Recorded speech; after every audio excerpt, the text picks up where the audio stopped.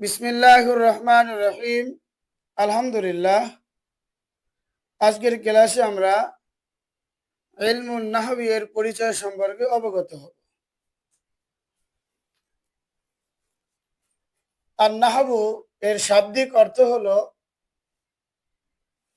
কসদুন ইচ্ছা করা, মিকদারুন পরিমাণ, নাউন প্রকার, সরফুন ঘুরলো ফিরলো। আর নাহবু শব্দের আরো অনেক অর্থ রয়েছে, এখানে আমি 4টি অর্থ দিয়েছি। পারিভাষিক অর্থ: ইলমে নাহু এমন কতিপয় নীতিমালা জানার নাম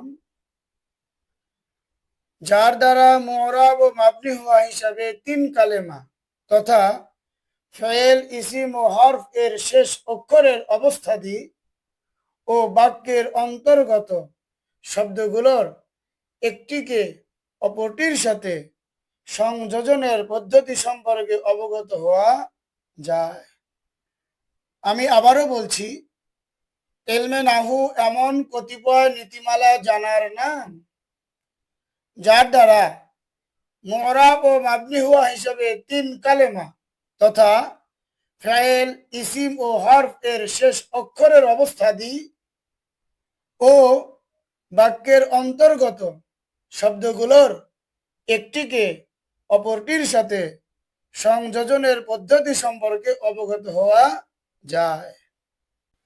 ইলমুন নাহবি এর মাউজু বা আলোচ্য বিষয়: কালিমাহ ও কালাম তথা শব্দ ও বাক্য।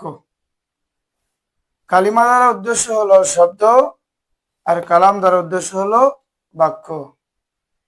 তাহলে ইলমুন নাহবি এর মাউজু হলো কালিমাহ ও কালাম তথা শব্দ ও বাক্য। গর্জ বা উদ্দেশ্য: ইলমুন নাহবির গর্জ বা উদ্দেশ্য হলো আরবি ভাষার শাব্দিক ভুল ভ্রান্তি হতে মস্তিষ্ককে রক্ষা করা। আমি আবারও বলছি, ইলমুন নাহবি এর গর্জ বা উদ্দেশ্য হলো আরবি ভাষার শাব্দিক ভুল ভ্রান্তি হতে মস্তিষ্ককে রক্ষা করা। আল্লাহ তাআলা ইলমুন নাহবির শাব্দিক, পারিভাষিক, আলোচ্য বিষয়, উদ্দেশ্য বুঝে পরিপূর্ণভাবে ইলমুন নাহবি এর জ্ঞান অর্জন করে একজন মাহির আলেম হিসেবে আমাদেরকে কবুল করুন।